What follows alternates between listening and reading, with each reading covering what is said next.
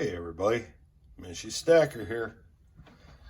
Today we're going to talk about Canadian silver. I know there's a lot of people out there that just, you live in the United States, you're an American. Why? Well, because it's silver and, it's a lot of it that's really cool to look at. And there's some, things there that kind of draw me in. And what you see here in front of you, it's not all silver. We'll slide this down here for a second. This is, just regular, Canadian quarters there. But we'll talk about those in a minute.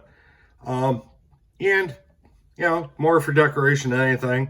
I threw some of the fancy Canadian silver. Got some different years of maple leaves there. And this is one of my favorites. It's the 2-ounce King George with the Mountie on the back from 2020. The Canadian Mint puts out some really nice silver coins. But yeah, it just, for the theme of the video, there's some older, literally older maples, silver maples that, you can see there's some of them where, like, this is when they were having the problem with, milk spotting and everything, but everybody knows my thing is it's still silver. But, what I want to talk more about is, the standard stuff. I picked this up. I know it's seen its better days, and some would question why it's beat up. It's ugly. Why'd you put it in a capsule? Well, because I don't want it to get any uglier. Okay. And you look at the reverse, it looks just like any other, Canadian quarter that we're used to seeing. Some of us more than others, me growing up in Detroit, I literally grew up 5 minutes from the Ambassador Bridge. For anybody that knows anything about Detroit, the southwest side, that was one of the gateways to Canada. You go down, take the bridge across to Windsor, or you can go into downtown Detroit, take the tunnel to Windsor. Or, for people north of Detroit, you take the Blue Water Bridge over to Sarnia. And those cities, they know about Canadian currency because on a daily basis, you could go into just about any business and hear some foul language from people that realize they got Canadian change in their change when they made a purchase. But here on the obverse, it's King George. Now, the reason I picked this up is, I have key dates in my mind, that may not be key dates at all, but they're key dates to me. Anytime I find anything, if I can get this up here enough where you can see it without it blurring out, well, probably not. This is a 1943. That's the year my mom was born. So anytime I see a 1943 anything, I'm going to grab it and hang on to it. Same thing with 1902 for my grandfather, 1908 for my grandmother, 1973 for me, 2003 for my son.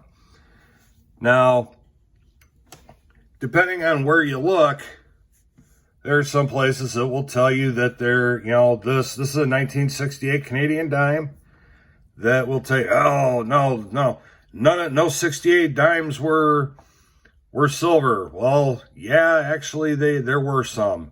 There were some 90%ers, there were some 50%ers. This happens to be a 50% 1968 Canadian dime. It's silver. I'm hanging on to it. And you have and I've shown these in other videos, your 50% Canadian silver dollars. Okay. Here's the one I showed before from Regina. Or over here in the States, we say Regina. They say Regina.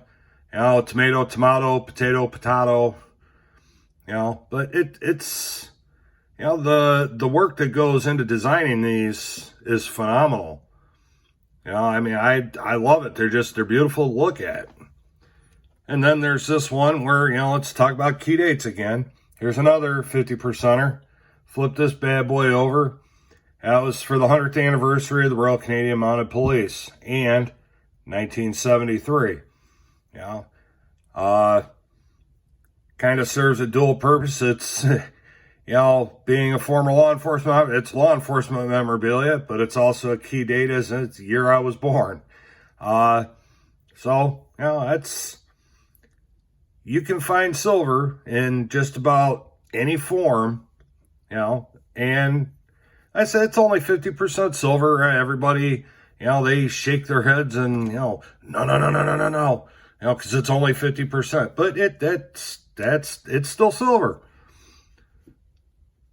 So I also, as I've said before, you know, I collect coins too, not just silver.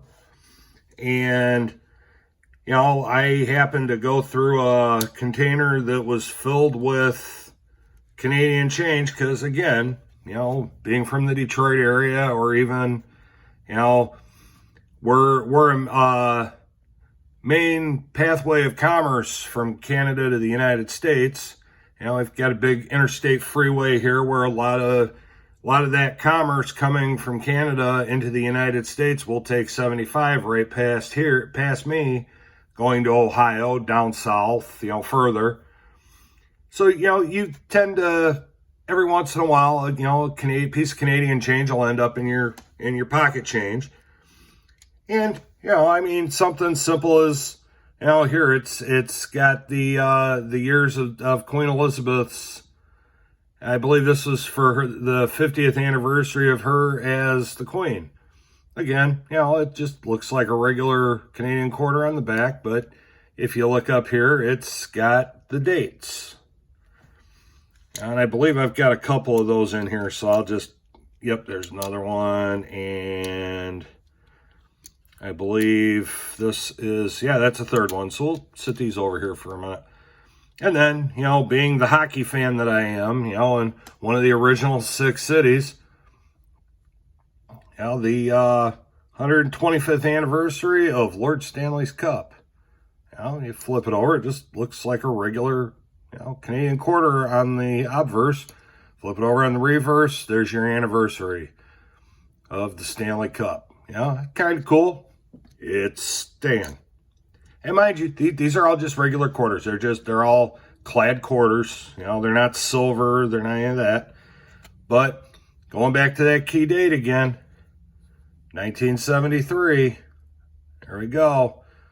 We got the 100th anniversary of the RCMP and my birth year. Now, again, looks just like a regular quarter on the obverse. Flip it over to the reverse. Boom, there you go. And then here's one from 2010. If I remember right, that, you know, no, yeah. 2010, I believe, was the first year that I'm sorry, I stand correct. 2002 was the first year that women played hockey in the Olympics. And here is one commemorating women's hockey in the Olympics. Okay. Again, you know, just the regular obverse, flip it over, and there's your commemoration on the back. So it's staying. But again, you know, the Canadian stuff, you know, I like it. You know, a lot of people don't. Yeah, I mean, yeah, we can't spend it here in the States. You know, we can go over to Canada and spend our money over there, but they can't spend theirs over here. So, you know, and it's definitely, to me, it's collectible. To others, you know, they want nothing to do with it. But, you know, give it a shot. You can find some really cool stuff. As a matter of fact, I'm waiting on a package now that's coming from Nova Scotia. It'll probably be here on the 15th. When it gets here, I'll do an unboxing. You know, I mean, it's gonna sound and look silly when I do it, But just to show you some of the other cool stuff that's there. I got some more of the 1973s with the mounting on the back. And then I also ordered a package of just random commemoratives. I don't know what I'm going to get. There's a couple that I hope I do get. But, Canada has definitely taken it to a new level with celebrating things on their change. So, I'm not going to ramble on much longer. Just want to send a shout out to one of my guys that I follow on here, Canadian Silver Seeker. I know he's dealing with some stuff right now. I'm not going to put his business out there. He pretty much spoke of it on his channel. But I just wanted to send a shout out to him. Hope we see him back on YouTube soon. And with that, I'm going to close it up. Everybody have a great day. Look out for each other. Love each other. And happy stacking. Mishy Stacker is out.